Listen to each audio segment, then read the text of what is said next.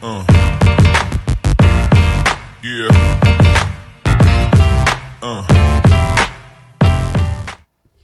Olá, causídicos, tudo bem? Mais uma vez estamos aqui, Rogério Mesquita, Augusto Braga, em mais uma rica oportunidade de tratar com vocês, nossos seguidores, os inscritos do nosso canal, de um assunto de excelência, de qualidade.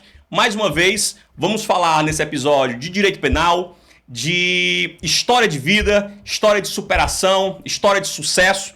E hoje, Augusto, como nos é peculiar, mais um episódio com uma figura conhecidíssima do cenário jurídico cearense, quiçá nacional, professor de excelência, advogado que transcende o conhecimento. E aí, o que é que você tem para dizer? O que é que você tem para agregar? Bom dia, seja bem-vindo mais uma vez. Bom dia, Rogério. Bom dia, nosso público. Pessoal, o dia de hoje é especial. Então, nós vamos aqui sugar todo o conhecimento e a expertise desse nosso convidado de hoje. Né? Aproveitem, né? Sigam o exemplo e tenham uma ótima aula. Queridos seguidores do PodPenaCast, hoje nós trouxemos para agregar aos vossos conhecimentos a história de vida de vocês. Ele que é PhD, pós-doutor pela Universidade Federal do Ceará, é mestre em Direito, é doutor em Direito, graduado na UFC, professor de excelência, advogado de extrema qualidade, atuando em todo o território nacional, um criminalista que atua com grande afinco, defende os seus clientes com uma extrema qualidade. Quero apresentar para vocês Dr. Daniel Maia. Prazer, seja bem-vindo, Dr. Daniel. Muito obrigado pelo convite, é um prazer estar aqui colaborando e principalmente mandando uma mensagem de coragem para todos os estudantes, todos os operadores do direito que estão nessa audiência qualificada aqui de vocês. Dr. Daniel, inicialmente, o assunto que eu queria trazer à tona os nossos seguidores, nosso projeto, ele se iniciou com uma ideia de trazer para aqueles que nos acompanham, para aqueles que nos seguem, para aqueles que têm acesso a esse podcast, convidados que enriqueçam as suas experiências acadêmicas, as suas experiências profissionais e a sua vida de superação, a sua vida de excelência no direito, como operador de direito, ela nos traz isso, ela nos inspira, de fato, né? E eu queria entender do senhor, eu queria lhe perguntar como foi o início da sua jornada com o direito, como foi o conhecimento que lhe atraiu às trincheiras da liberdade, do Estado Democrático de Direito, da defesa dos mais vulneráveis, daqueles que precisam ser defendidos. Eu queria que o senhor compartilhasse conosco dessa experiência. Inicialmente eu queria ser médico. Eu assistia uma série chamada Plantão Médico, que tinha o George Clooney, e eu achava legal aquilo ali dele terminar o plantão estressado e ir jogar basquete nas quadras do hospital. Queria ser médico, mas daí quando eu tinha 15 anos eu fui operado da apendicite e bastou ficar algumas horas no hospital para perceber que a medicina não tinha nada a ver comigo. Não gostava do cheiro de éter, não gostava de sangue, não gostava de todo mundo ali de branco, não gostava de nada. E aí eu pensei, eu vou ser juiz, quero ser juiz de direito. E fiquei com esse pensamento até entrar na faculdade. Quando eu entrei na faculdade, no primeiro mês eu percebi que eu seria um péssimo juiz, porque eu era muito passional. Eu não conseguia ver dois colegas discutindo por alguma coisa e não tomar partido por um ou por outro. Eu falei, não dá para eu ser juiz, não. Mas eu nunca tive dúvida de que era o direito a minha profissão, que era o direito o meu caminho. Só não sabia em que seria, porque a magistratura eu tinha visto que não dava. E aí, na primeira aula do segundo semestre, tive aula de direito penal e eu pensei, não, é isso que eu quero. quero ser advogado criminalista. Veio em mim uma imagem mental como de um super-herói defendendo o acusado contra o raio, que é o Estado, né? Imagine aí o super-homem que coloca o peito entre um raio que venha e a pessoa que ele está protegendo. Eu acho que essa é a imagem do advogado criminalista. O todo-poderoso Estado, com a sua estrutura, com os seus altos salários, com os seus servidores qualificados, processando alguém que nunca teve um processo, alguém que não sabe nada de direito, alguém que, na maioria das vezes, não sabe nem como procurar um advogado para contratar. Ou então não tem dinheiro para procurar um advogado, vai para a Defensoria Pública ser defendido pela primeira vez na vida. E eu pensava, o advogado criminalista tem que ter esse papel de defensor extremo, não do crime, mas da pessoa que está sendo acusada ali. E aquilo ali me chamou muita atenção. E logo no começo do meu estágio, um dia eu estava no fórum, e é uma coisa que eu sempre conto porque eu acho muito interessante essa passagem. Eu estava no fórum, estagiário ainda, e uma senhora me para, uma senhora baixinha, gordinha, já ali perto dos 70 anos, me para chorando com um papel na mão. E me diz, doutor, por favor, estão querendo colocar mais um crime, mais um artigo aqui nas costas do meu filho. Mas ele é inocente, ele não pode ter cometido esse crime, porque ele estava até preso. Ele ainda está preso, então ele não pode ter cometido esse crime. E me deu um papel, e eu li o papel, e na verdade era um parecer do Ministério Público, baseado em um artigo da LEP, Lei de Execução Penal, dizendo que o filho dela tinha direito à progressão de regime. E aí eu expliquei isso para ela. E ela me abraçou e começou a chorar de tal maneira, dizendo que ia passar o resto da vida rezando por mim, porque eu tinha livrado o filho dela. Quando, na verdade, eu era só um estagiário que tinha traduzido do juridiquês para a vida real aquilo ali. Mas aquilo mexeu tanto comigo que eu pensei, olha o bem que alguém pode fazer no exercício da advocacia. Aqui eu não tinha conseguido a decisão, eu não tinha conseguido o parecer jurídico favorável ao filho dela, eu estava só traduzindo, só lendo. Mas imagine se eu tivesse conseguido, o quão bem eu não teria feito para aquela pessoa, né, trazendo a justiça para ela. E aquilo me encantou e foi quando eu, de fato, tive a certeza absoluta de que seria advogado e de que seria um advogado criminalista. E já completo dizendo que sou muito realizado, porque já fiz inúmeros júris, já atuei em todas as áreas do direito penal, então me sinto muito, muito realizado mesmo. Rogério se identificou, né? Demais. Porque chegou todo inspirado na academia, com a intuição de ser o juiz Uber do Ceará, e veio polindo, né, essa ideia com o passar do tempo, com as realidades que nos foram confrontadas, né, as inspirações como o doutor Daniel Maia, que se encontra aqui. Então vamos moldando esse processo de formação de aspiração, de aspiração, né? É um processo de conhecimento, de fato. E é interessante o quanto a academia ela nos faz muitas vezes mudar de rota, né? O Augusto falou sobre isso e realmente é verdade. Eu sou concurseiro acho que há uns 4, 5 anos, mais ou menos, e o meu pensamento sempre foi percorrer, alcançar a magistratura, o Ministério Público, mas eu sempre tive essa consciência muito grande, que se eu fosse, digamos que, fisgado pela advocacia, e seria algo muito difícil para mim, se eu fosse fisgado, seria pela advocacia criminal, né? E eu estou partindo para o último semestre da faculdade e confesso que a advocacia criminal está me seduzindo bastante. E assim, doutor, eu acho muito bacana a sua história, né? De antemão, para compartilhar com os nossos seguidores. A sua história, de fato, é uma história muito inspiradora. Eu queria que o senhor compartilhasse conosco como foi o seu início de vida, as suas origens.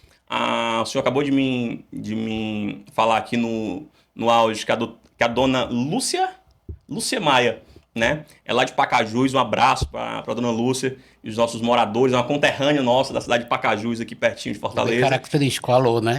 Alô. Região metropolitana, terra do caju, terra muito boa, por sinal. E eu queria entender como foi esse seu início, as suas origens, de onde o senhor partiu até se tornar hoje a referência que o senhor é. Minha mãe é cearense, meus pais eram cearenses e minha família migrou para São Paulo em virtude de um acontecimento com o meu avô, pai da minha mãe, que era delegado e acabou sofrendo alguns tiros, disparos por bandido. E a família ficou com medo, em suma, e migrou para lá porque um tio meu tinha casado com uma piracicabana, uma moça de Piracicaba.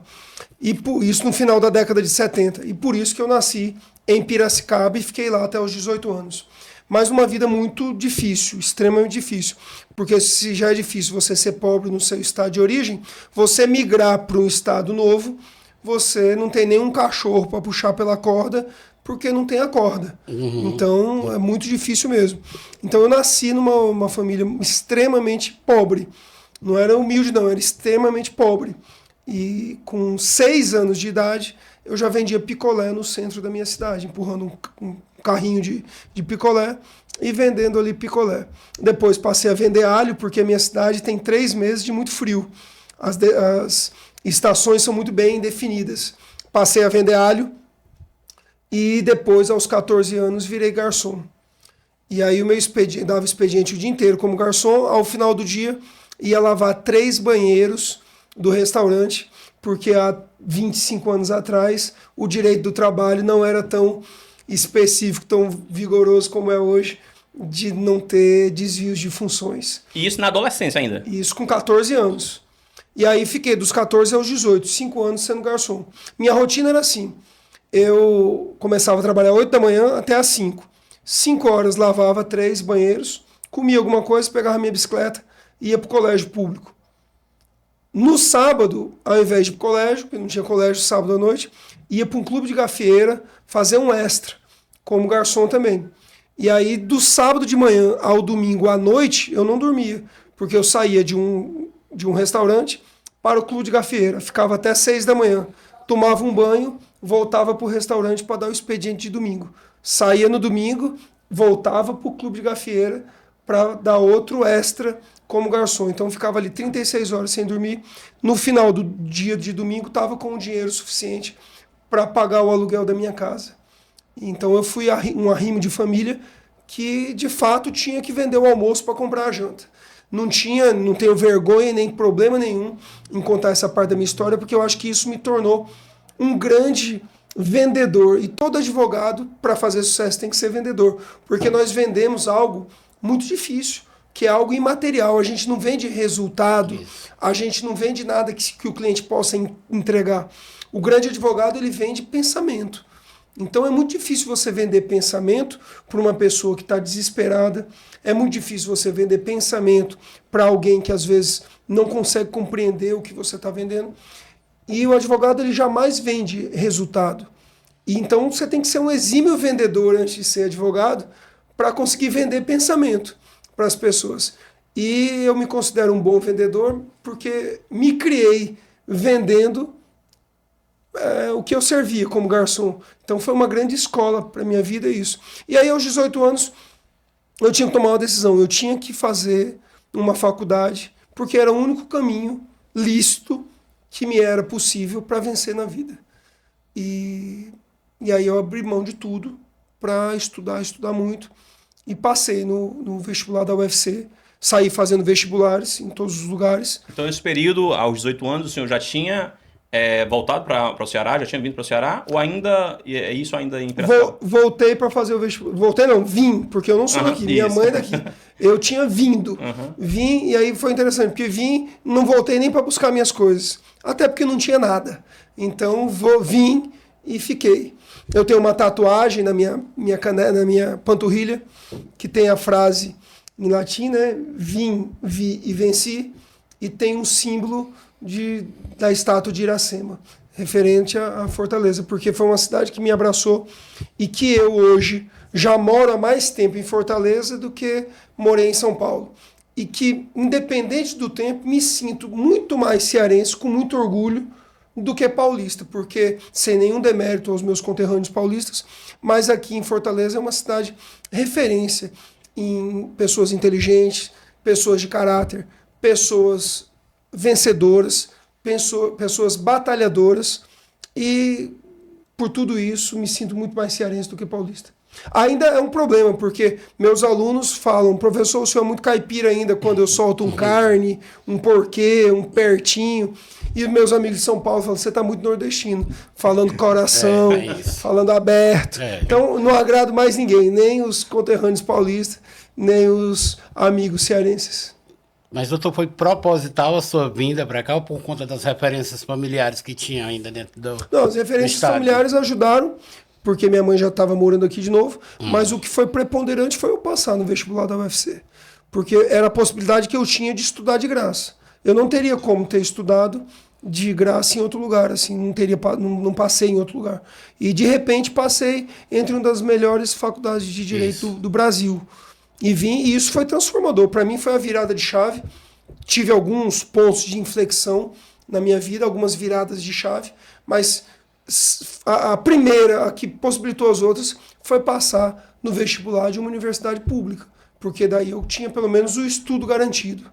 E a partir de então, minha vida foi muito difícil ainda durante os anos de faculdade, mas já era um caminho aberto. O trem já estava no trilho. Faltava só o carvão para ele poder começar a rodar. Mas ter passado na UFC foi preponderante para que eu pudesse vir morar aqui no Ceará. E, sobretudo, doutor, em um período em que o acesso à educação era completamente mais reduzido do que é hoje, né? Porque com certeza certamente não tinham as opções de faculdades, universidades privadas como tem hoje, não tinha naquele período o acesso às bolsas de estudo, aos programas estudantis governamentais que tem hoje. O modelo de vestibular, sim, né? Então acredito que tenha sido naquele período extremamente desafiador para o que o senhor se tornou hoje. E essa questão da educação ainda era pior, porque você também, para ter acesso a uma universidade pública, tinha que fazer um bom cursinho. Isso. E não tinha os cursinhos online, como tem hoje, só tinha os físicos, que eram muito caros. Então, era uma dificuldade não apenas de não ter a universidade tão pluralista como é hoje, mas de não ter acesso à própria universidade. E aí tinha uma segunda barreira. Depois que a gente entrava na universidade, a universidade pública era sucateada, muito sucateada. Eu me lembro, na época de estudante, que o centro acadêmico da Faculdade de Direito, ele colocou uma faixa na biblioteca protestando, chamando de o maior sebo jurídico do Ceará era a Faculdade de Direito, a biblioteca da Faculdade de Direito. Então, assim, o pobre, quando conseguia entrar, e na minha turma de 90 alunos, só tinham 2 que vinham de colégios públicos, era eu e um colega meu que vinha do colégio militar. Os outros 88 vinham de colégios particulares, então tinha esse filtro muito grande. Quando você passava, você não tinha livro para estudar. E aí, no meu caso, aconteceu uma coisa interessante. O vendedor falou mais alto e me ajudou. Por quê? Porque eu não tinha dinheiro para comprar livro novo e a faculdade não tinha uma biblioteca atualizada. E eu pensei, eu preciso estudar, preciso ler. O que eu comecei a fazer? Eu ia nos sebos do centro daqui de Fortaleza, comprava livro no peso. O livro lá era vendido pelo peso.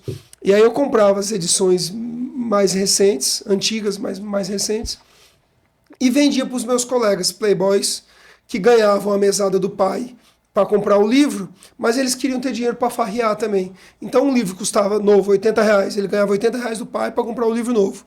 Eu vendia um usado para ele que eu comprava a R$5, vendia para ele por 40. Sobrava 40 para ele farrear, sobravam 35 de lucro para mim. A cada 2 livros que eu vendia, eu comprava um novo para mim. Com isso eu terminei a faculdade com uma bibliotecazinha na minha casa nova, tendo estudado de modo atualizado, enquanto os meus concorrentes diretos, que era o meu colega, porque não, você que está assistindo aqui, que é da faculdade, não se iluda. No mercado é assim, o seu maior concorrente é o cara que está do seu lado, sabendo os seus segredos, sabendo a sua rotina de estudo. Então, o seu maior concorrente é o seu colega. E no meu caso, meus colegas terminaram, boa parte deles, tendo a faculdade toda feita com livros desatualizados, porque queriam dinheiro para beber, e eu com livros novos. E isso começou a me diferenciar.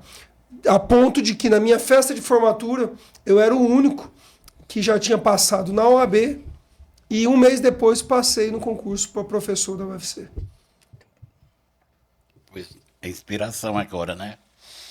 E, doutor, me digam hoje com relação esses seus colegas hoje são seus clientes? Alguns se tornaram clientes. Olha aí, viu? E alguns me indicam muitos clientes. Então, assim, do mesmo jeito que eu brinco dizendo, uma brincadeira com fundo de verdade, dizendo que o seu maior concorrente, sendo o maior inimigo é quem está do seu lado, também é a sua primeira fase de fazer network. Isso, exatamente. Então, assim, é importantíssimo que você constrói ao longo da faculdade, porque a impressão que você deixa para os seus colegas, porque além de serem eles que vão te indicar, serão eles que vão julgar as suas causas, serão eles que serão os promotores da sua carreira, serão eles que serão os delegados. Então a faculdade hoje eu vejo como a primeira oportunidade de se fazer network. É uma pena que eu não via isso lá atrás, mas é uma dica que eu dou para todo mundo: façam amizades, porque aquelas pessoas que estão ali próximas vão as que vão indicar, julgar, processar os seus clientes. É interessante esse assunto que o senhor aborda, a network, essa questão da sua vivência, da sua experiência que o senhor compartilha conosco sobre a universidade, sobre esse período acadêmico que ajudou a enriquecer o arcabouço jurídico que o senhor tem hoje. Eu costumo dizer, e quando nós começamos esse projeto, esse podcast, nós priorizamos sempre ter conosco, ao nosso lado, a qualidade, a competência. Ter ao nosso lado, ter como convidado pessoas que de fato inspiram, né? E nós estamos vivendo um percurso, nós estamos vivendo um período da nossa história, principalmente influenciado pelas redes sociais, pelo imediatismo das redes sociais, né? Onde se tem acesso a inúmeras faculdades, a inúmeros cursos de direito, e eu não vejo isso como algo negativo, eu vejo isso como algo positivo. Só que acredito que o senhor também tem ouvido muito que a advocacia, ela está saturada, né? Encharcada, está encharcada, está inchada pela quantidade de cursos que se abre diariamente na nossa rotina. E eu não concordo com isso, né? De antemão já deixo a minha opinião que eu não concordo. Eu acredito que tanto a advocacia como outras profissões, elas são extremamente plausíveis para quem é bom no que faz, para quem é competente no que faz. E quando a gente acompanha, quando a gente pesquisa, quando a gente estuda a sua história, a gente vê justamente isso, que o sucesso da sua advocacia, do exercício do seu munus, da sua atividade, ela não se dá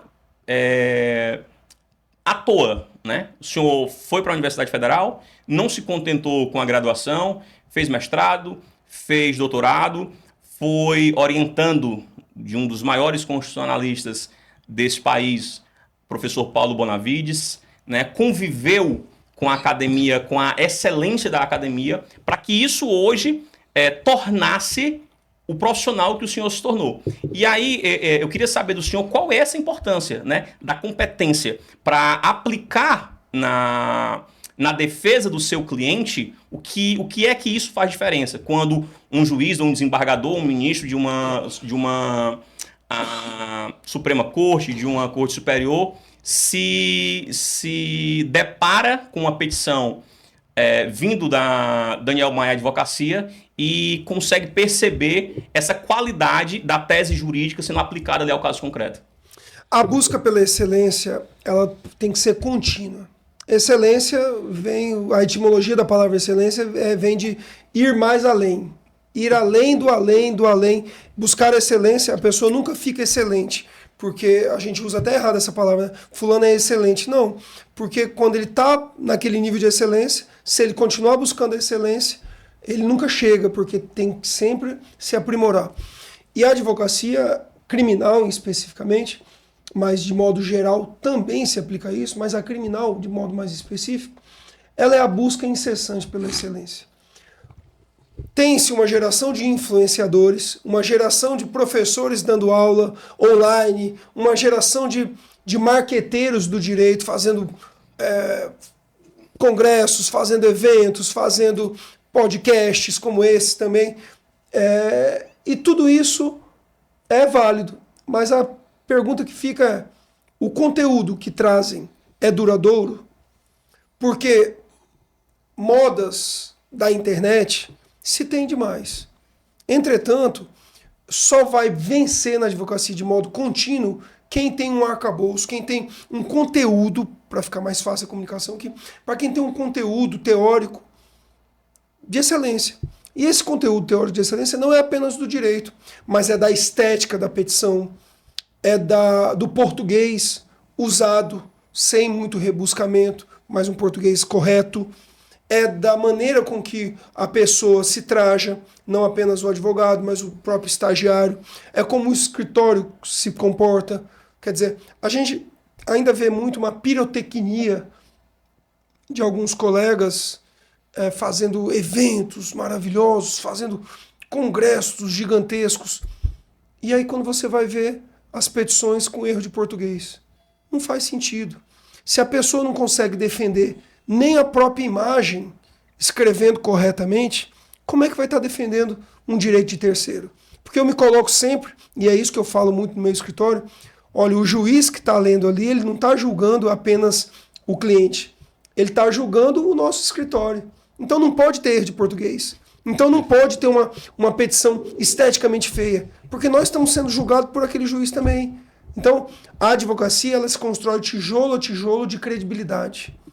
É um grande muro de credibilidade formado por vários tijolos. E um deles é o conhecimento, outro deles é a estética, outro deles é o conteúdo, outro deles é o caráter. Qualquer desses tijolos que não esteja formado no seu muro vai fazer um muro vazado que não serve para nada, para proteger nada. Perfeitamente. Você tocou agora num ponto, né, com relação a essa construção de peças elaboradas, né, revisadas, e como é que se dá hoje o uso da inteligência artificial com o direito generativo, né? A inteligência artificial generativa, dentro do direito. Eu penso que a inteligência artificial ela é um instrumento como tudo que vem surgindo, né? Desde do fax, na década de 70, as câmeras digitais, depois em 75, e por aí vai, até chegar na inteligência artificial e não vai parar por aí. Eu acho que ela é um instrumento que deve ser usado para otimizar a operação. Então, por exemplo, uma inteligência artificial num escritório de advocacia, ela serve para vender, ou seja, ela serve para atualizar os clientes das planilhas, dos resultados, mas ela jamais servirá para substituir a inteligência natural do advogado.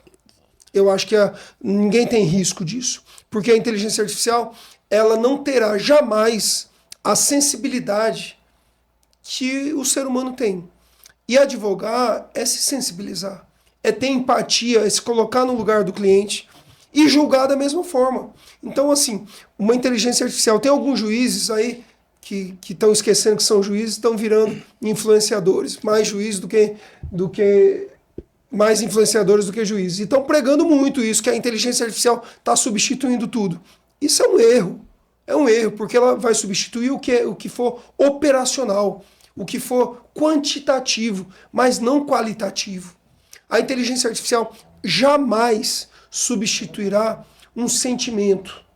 E é esse sentimento que faz com que uma sentença seja acertada ou não. Porque, veja, no direito penal, por exemplo, a pessoa é julgada não pelo que fez, jamais pelo que fez. A pessoa é julgada sempre pelo que quis, é o dolo do sujeito. E aí a inteligência artificial ela pode aferir como foi que foi feita a conduta criminosa. Quantos tiros a pessoa deu, quantas contas ela fraudou, quantas operações fez para lavar o dinheiro, mas ela não consegue aferir a intenção daquela pessoa. Será que matou em legítima defesa? Será que ela acreditava mesmo que no lugar da arma que estava segurando, que era um pente, na verdade, pensava que era uma arma e fez uma legítima defesa putativa, por exemplo? Será que ela acreditava que aquela operação que ela estava fazendo de transferência de dinheiro não envolvia um crime de lavagem de dinheiro? Ou será que ela fez dolosamente, querendo? Então, a inteligência artificial, ela serve para melhorar o mecanismo, ela serve para melhorar a operação comercial, a venda, a instrumentalização. Mas a essência da defesa e da sentença jamais será substituído por uma máquina. Jamais.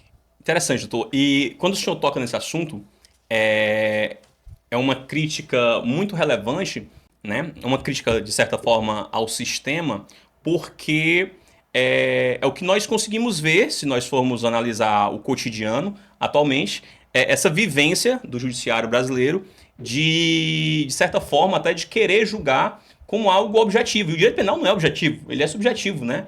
Como o senhor mesmo acabou de falar, tem que ter a intenção, tem que ter o dolo, direto, indireto, de primeiro, segundo, terceiro grau, enfim. Mas o que nós percebemos hoje, o senhor acabou de dizer dessa questão do advogado, de muitos juízes se tornando influências. Eu vejo isso com risco gigantesco, né? Magistrados que acabam tomando para si esse protagonismo, né? Ferindo frontalmente a imparcialidade, a equidistância das partes. Eu participei de um júri há poucos dias, cerca de 30 dias atrás, e é incrível como a defesa é criminalizada. É incrível como o tratamento dispensado, por exemplo, ao Ministério Público, ele é diferente do tratamento que é dispensado à advocacia, do tratamento que é dispensado inclusive a própria Defensoria Pública, né? Por mais que seja uma instituição de Estado, mas é visível o quanto os magistrados têm, de certa forma, um certo preconceito, né? E naquela sessão, por exemplo, o advogado em que nós estávamos acompanhando foi completamente aviltado a sua defesa. A juíza, assim, sabe, com um tom de juiz inquisidor, totalitário. E no final, o advogado, digamos que retrocedeu os seus argumentos, o argumento da juíza. A juíza ameaçou prender o advogado, entendeu? Ameaçou prender o advogado. E quando foi no final da sentença, graças a Deus, o cliente foi absolvido, o advogado fez uma excelente peroração, uma excelente defesa. E quando saiu a sentença, o despacho da sentença, a juíza se amparou, né, na violência de gênero, se vitimizou e no final ainda aplicou-lhe uma multa de 10 salários mínimos.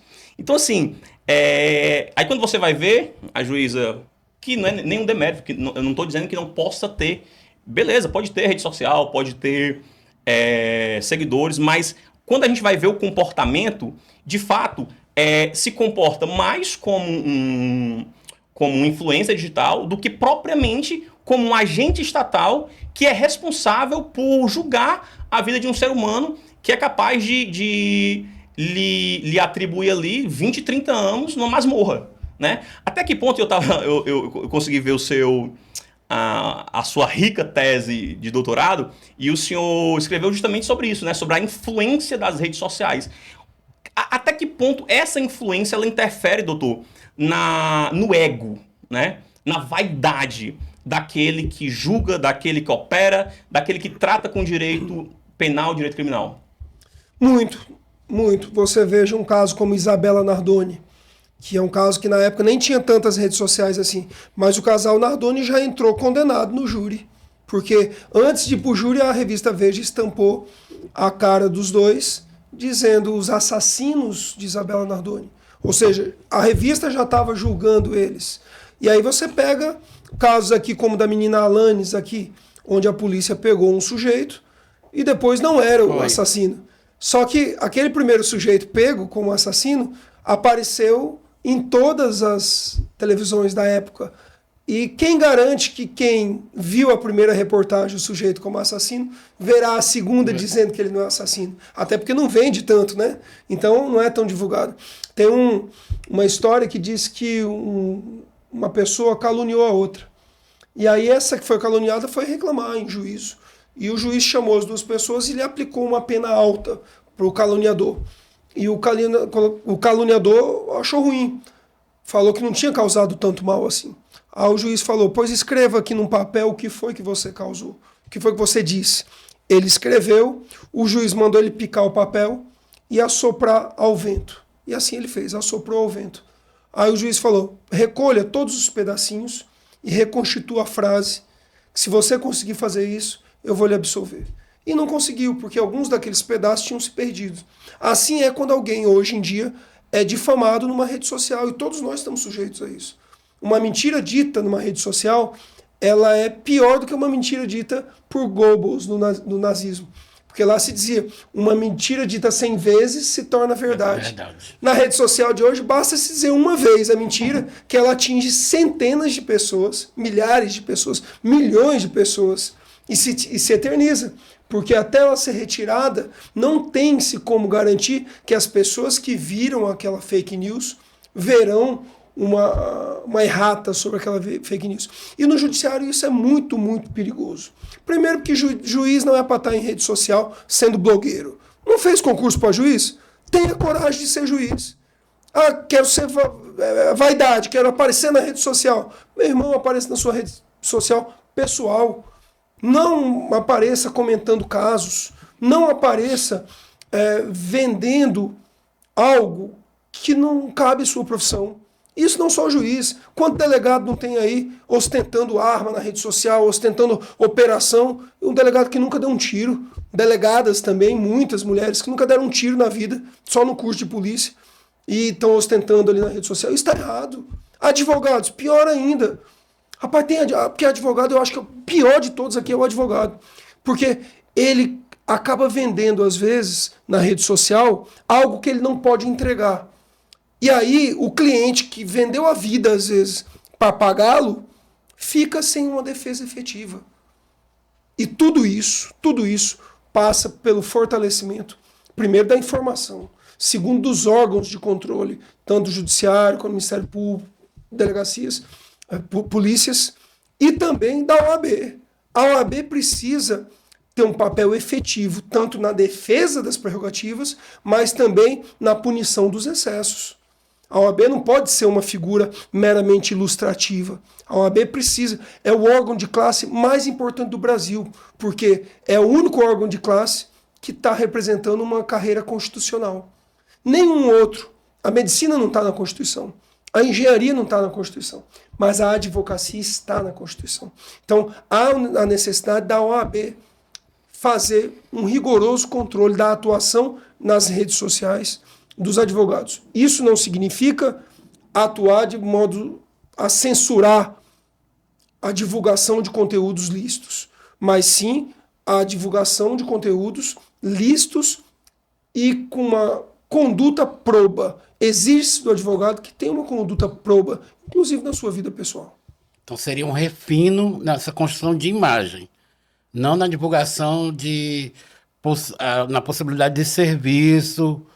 De maneira nenhuma, eu sou radicalmente contra qualquer vedação que a OAB faça às redes sociais, no que tange a divulgação dos serviços. Porque, entenda, a teleologia da vedação do Estatuto da Ordem, de não ter publicidade dos serviços, é uma teleologia visando equiparar o advogado que tem dinheiro daquele advogado que está em início de carreira. Ou seja, evitar que o advogado que tenha dinheiro coloque um outdoor, porque custa caro colocar um outdoor, e o advogado recém-formado não tem esse dinheiro.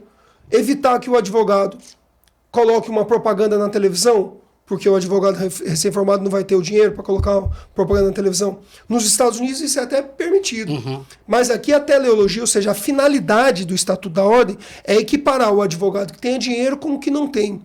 E essa equiparação na rede social não tem sentido nenhum.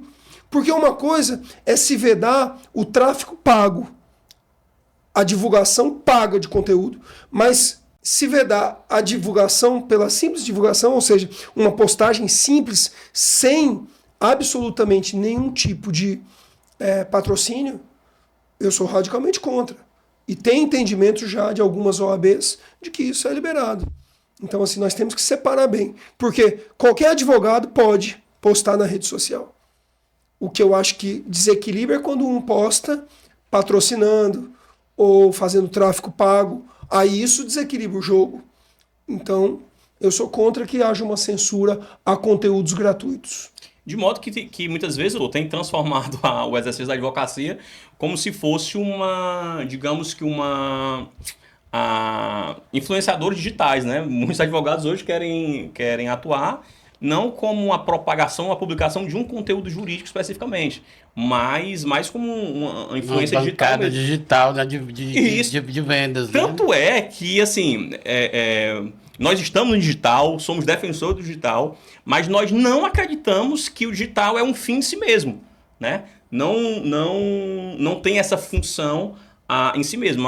O mundo digital, o Instagram, as redes sociais, elas são extremamente fundamentais e necessárias para alavancar a imagem, a qualidade do conteúdo, a história de vida do profissional, mas que isso sirva como um subsídio para fundamentar e para trazer a credibilidade do profissional, do exercício da atividade do profissional, eu acredito. Né? Eu acredito que a sua ideia também seja isso. Não é a ideia de censurar como é que eu posso dizer, a atividade do advogado. Né? De maneira nenhuma, tem que se divulgar cada vez mais, até para que haja uma conscientização coletiva da importância da advocacia. Entretanto, com limites éticos na publicação. Então, o que se deve restringir não é a publicação, mas os limites éticos dela. Sim. Né? Então, é equivocado, advogado não pode usar rede social? Pode, desde que eticamente. Então, eu mesmo estou processando um colega de advogado paulista, São Paulo, que ele extrapola qualquer limite ético e acabou ofendendo a advocacia. E eu me senti ofendido e fiz uma representação contra ele na OAB, porque ele vai falar, por exemplo, de determinadas empresas. Aí ele vai, se fantasia de demônio e vai para frente da sede da empresa. Quer dizer, isso não é um advogado, isso daí é um performista, é um artista, mas não é um advogado. Aí ele vai falar de determinados delegacias, aí ele vai gravar na frente da delegacia com uniforme de presidiário para fazer chacota do delegado. Isso está errado. Isso está errado. Advogado tem que ter postura. Advogado precisa ter coragem para assumir a postura de liderança e de defesa, de defensor. Uma postura séria, corajosa e absolutamente não subserviente a ninguém. Então ele não pode ser motivo de chacota, motivo de meme. O advogado precisa ser probo, o advogado precisa ser cada vez mais sério para que possa passar credibilidade. Essa é a minha opinião. Doutor Daniel, a gente tem conversado sobre a sua história de vida. Eu queria saber do senhor como é que está a atuação do escritório de advocacia Daniel Maia, como vocês estão atuando, onde, a qual território se restringe a atuação da advocacia, se essa advocacia ela transcende a advocacia criminal, ou por mais em que pese ser mais conhecida a sua atuação como um advogado criminalista, se restrito à advocacia criminal. Eu queria que o senhor nos explicasse para a nossa audiência, né, como é que está a sua atuação hoje aqui no estado do Ceará.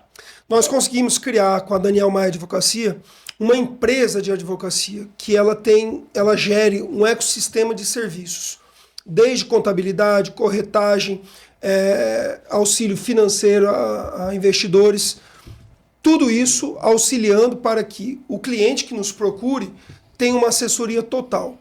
Entretanto, isso é só o periférico. O principal é a assessoria jurídica, a qual está em todo o país, advogamos em todo o país, com sede em Brasília e em São Paulo, mas advogando em todo o país e em todas as áreas, exceto direito previdenciário. Direito previdenciário a gente não faz. Mas para isso nós montamos uma equipe, que hoje estamos chegando a 30 pessoas de diversas áreas, todas capitaneadas por mim. Então o cliente que procura Daniel Maia Advocacia, ele não procura mais o Daniel Maia, que seria aquele advogado apenas com uma pasta debaixo do braço, que na hora que fica doente o cliente ficaria desassistido. Não, ele procura uma empresa. Como quando alguém procura um plano de saúde, não está procurando um médico individual, está procurando toda uma empresa que presta assessoria. Então é uma advocacia moderna, no digital, já nasceu no digital e está cada vez mais avançando para prestar um serviço de excelência e quebrar o paradigma cultural de que é caro ter advogado. Caro é não ter advogado. Caro é a consequência de ter feito um ato sem ter consultado um advogado antes. Então nós estamos aqui hoje para quebrar esse paradigma e estamos fazendo isso no Brasil inteiro com muitas empresas. Porque hoje há uma criminalização de algumas atividades. Notem, por exemplo, os dentistas estão sendo criminalizados por fazerem procedimentos estéticos.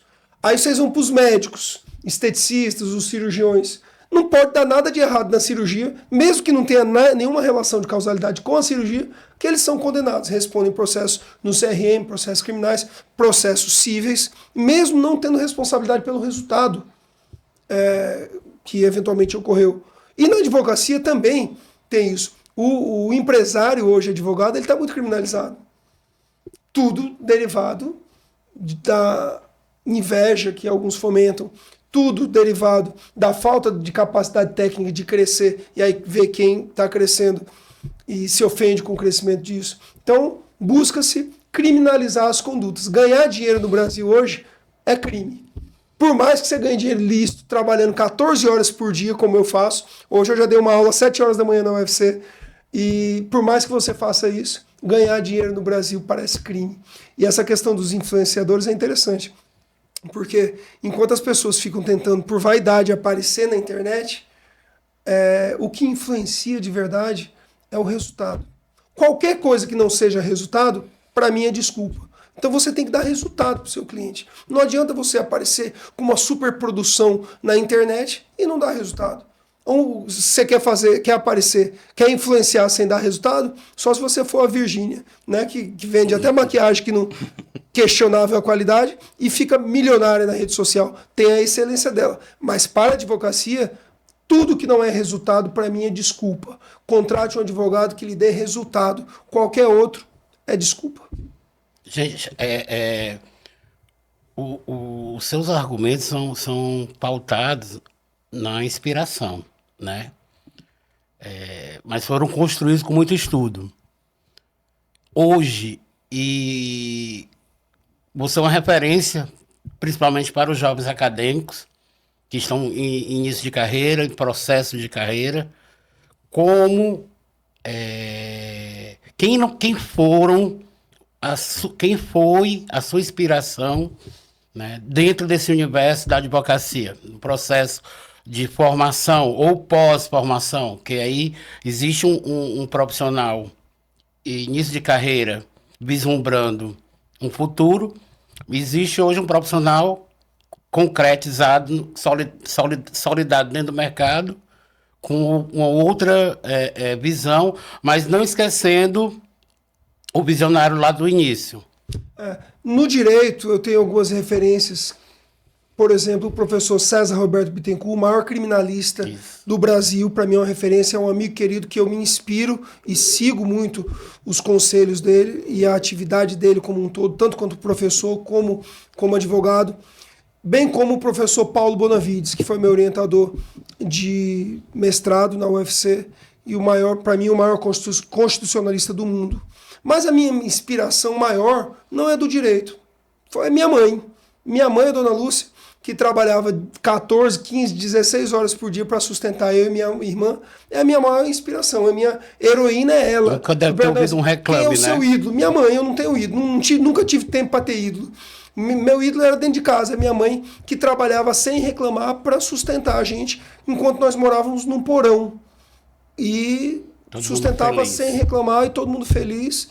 E todo mundo estudando. Hoje eu tenho minha irmã Raquel, que está terminando o doutorado também em Geografia na Universidade de Lisboa. Quer dizer, você tem 2 filhos doutores, que é raríssimo no Brasil, vindo de uma origem extremamente pobre. Eu morava num porão mesmo, com um banheiro do lado de fora coletivo para o outro porão também, do vizinho. Imagina aí. Então, a mensagem que eu gostaria de passar muito aqui era o seguinte: você, estudante de direito, que está com muita dificuldade, que não está acreditando, que acha que não dá para vencer no direito, e em especial na advocacia, pense, você já morou num porão?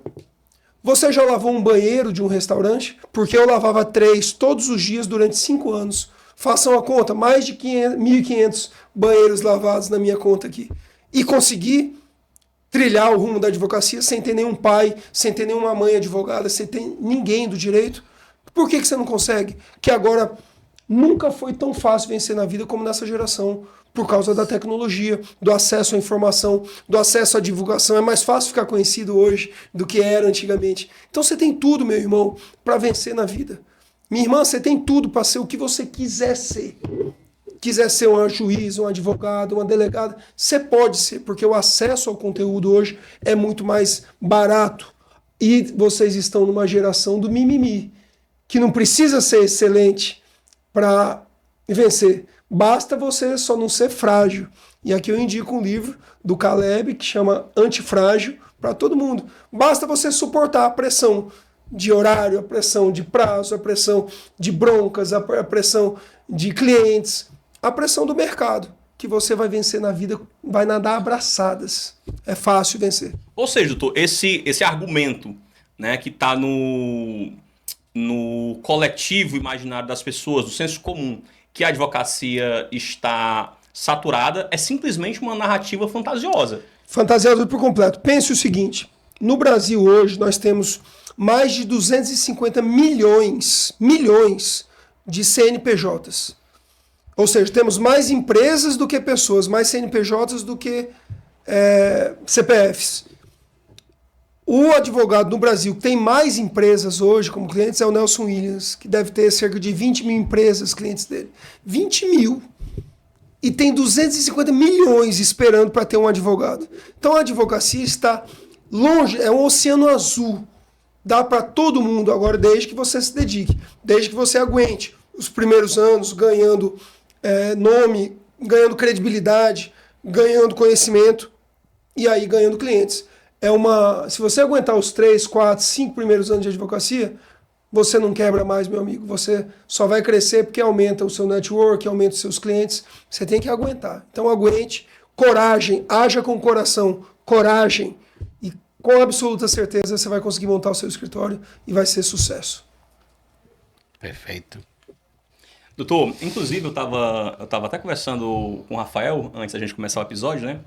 E eu estou lendo somente agora a retórica aristotélica e é muito interessante, né? Que os pressupostos do silogismo aristotélico, ele fala justamente disso. Você alcança a verdade através de 3 prismas, né? Ethos, pathos, se não me falha a memória, e o logos. A credibilidade, a emoção e... Credibilidade, emoção... Me esqueci agora e o argumento, né? E quando a gente se depara com essa geração, se nós formos analisarmos, eu tenho 31 anos, né? Eu estou inserido se duvidar, na última geração que tem contato com a comunicação, né? Que tem uma facilidade de argumentar, de falar, de se comunicar. Isso porque a geração atual, né? Essa geração Z, ela é muito conhecida por ter tudo nas mãos. É uma geração que já nasceu com acesso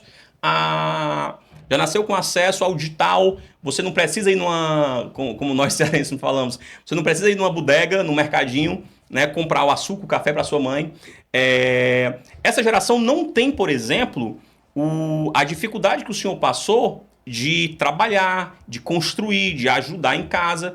Mas eu tenho certeza que essa construção difícil, dolorosa, desafiadora que o senhor passou, isso fez com que o senhor, digamos que se tornasse o que o senhor é hoje. E, sobretudo na nossa área, essa geração ela tem uma certa dificuldade, né? E aí, voltando para aquele assunto da inteligência artificial, continua a ser indispensável, por exemplo, uma sustentação oral. O ChatGPT não vai conseguir fazer isso, né? O ChatGPT não vai conseguir despachar com um juiz ou com um desembargador. Sensibilizá-lo a ponto de convencê-lo que aquela tese defensiva que o senhor está procurando defender seja, de fato, uma tese jurídica cabível para aquele caso concreto. A forma orgânica, né? Não existe. Ele não vai nem prestar atenção. Isso. Vai ficar discutindo o sabor do suco, se é de cajá ou de caju. Não vai nem prestar atenção. A inteligência artificial ela tem que ser usada de novo como instrumento, não como fim em si mesmo.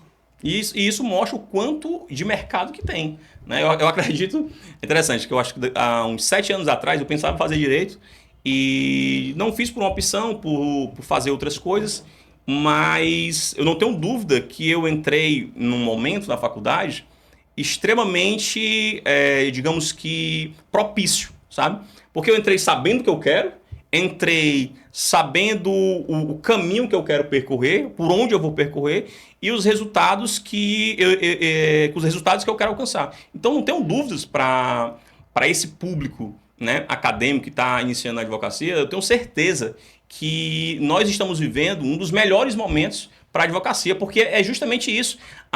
Quando que se falava um advogado de grande estatura, tinha pelo menos a coragem de falar isso. Olha, o direito, a advocacia é para todo mundo. Antigamente as pessoas nem falavam porque eles achavam que era criar uma concorrência. Né? Basta pensar o seguinte, que antigamente um advogado quando se formava, passava na OAB, como é que ele ficava famoso? Levava anos para ficar famoso, era de boca em boca. Hoje, um advogado recém-formado, ele atinge mais pessoas se ele souber usar a rede social, a inteligência artificial como instrumento, do que um figurão do direito. Então, assim, você não precisa mais ter um pai figurão para você ser um advogado. Você não precisa. Hoje os figurões que não se adaptaram não são nem conhecidos, não conseguem influenciar mais em nada. Em eleição de OAB, não conseguem influenciar em nada, porque não são conhecidos mais. Porque o conhecimento hoje é massificado. O conhecimento hoje, ele é capilarizado. Uma frase, um podcast desse, atinge quantos milhões de pessoas? Exatamente. Então o advogado, ele tem, o recém-formado, ele tem a vantagem de em pouco tempo estar conhecido. E ele transcende o meio jurídico, né, doutor? Total. Porque antigamente só tinha acesso ao advogado quando a pessoa se deparava, tanto é que o senhor falou muito bem, desse senso comum que existe, que as pessoas aqui no Brasil só procuram advogado quando precisam. Ninguém procura advogado quando ganha na Mega Sena. Procura, e devia procurar, aí que devia procurar para poder administrar, para poder pagar os tributos direitinho, para poder saber investir, mas não, procura aqui, advogado é procurado aqui quando há um problema, e isso tem que mudar. Na medicina já mudou. Hoje nós temos a medicina preventiva muito utilizada no Brasil. Os próprios planos de saúde incentivam que as pessoas façam exercício, façam consultas preventivas. Isso mudou, mas até um tempo atrás tinha gente que falava isso. Eu não vou procurar um médico, porque se eu procurar, eu vou descobrir que eu estou com alguma coisa. Né? Então, o advogado é mais ou menos assim ainda no Brasil. Estamos atrás da medicina nisso, mas isso é uma construção que temos que mudar. Advogado não é custo, é investimento. Quanto mais o empresário se conscientizar disso, isso o empresário pequenininho, aquele que tem um quiosquezinho num shopping, aquele que tem uma barraquinha num shopping popular ou numa rua movimentada, precisa investir em advocacia. É a melhor coisa para você fazer seu negócio progredir. Muito bem.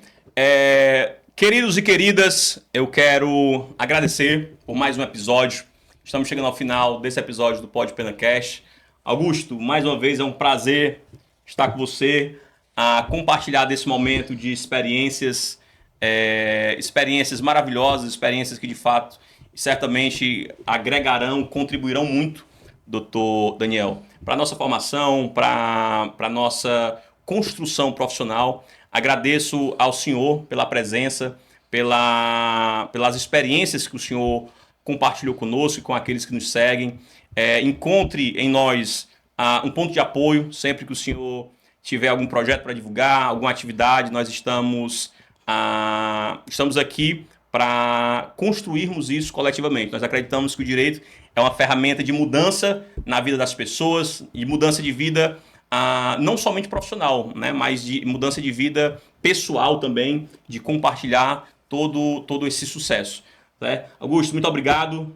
Por nada, agradeço aqui a presença do Dr. Daniel Maia, né, por dispensar esse tempo com suas sábias palavras, inspiradoras palavras. E até o próximo episódio, né, Rogério? Até o próximo episódio. Quero agradecer a minha esposa, Bia Flores. Quem quiser ficar chepado, treinar, colocar a vida fitness em prioridade, procure Bia Flores. Vou colocar aqui o comércio, né? Estamos construindo um comércio. Daniel, muito obrigado mais uma vez. Obrigado pelas suas experiências. Obrigado por compartilhar desse arcabouço de qualidade, de excelência De inspiração, né? que o senhor nos oferece e oferece a toda a comunidade jurídica que nos circunvizinha. Agradeço o convite, estarei aqui sempre que convidar e a agenda permitir. E queria deixar um recado aqui para todos os estudantes de direito. Essa é a geração dos fazedores. Tem que fazer. A geração passada, a minha, sonhava ficar rico jogando futebol. E pouquíssimos ficavam. Essa geração sonha ficar rico na internet. Pouquíssimos ficarão.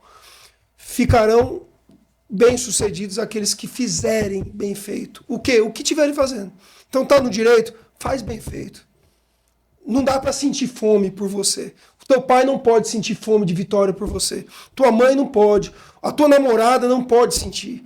A coisa pior que tem é você ter que ficar empurrando alguém. Vamos lá, Rogério. Vamos fazer esse podcast vingar. Tu tem que fazer sucesso, pô. Não dá para eu sentir fome por você. Então sintam essa fome. Pensem como um leão. Sintam fome de sucesso e façam. Porque certamente vocês vão vencer na vida. É isso aí, Causídios. Inspirados nessa palavra. Competência, qualidade, seja bom, transcenda a mediocridade, a mediedade. E é isso que nós queremos passar para você. Que você vai chegar onde você quiser, que você vai ascender ao ponto que você quiser pela sua competência, pela sua qualidade. Ofereça sempre o melhor para o seu cliente, para aquele que você assiste e, de fato, certamente você terá os melhores resultados. Obrigado mais uma vez, se inscreva no nosso canal, siga lá no nosso Instagram, Dr. Daniel Maia, Augusto Braga, Rogério Mesquita e até a próxima, até o próximo episódio. Fica conosco, obrigado, tamo junto.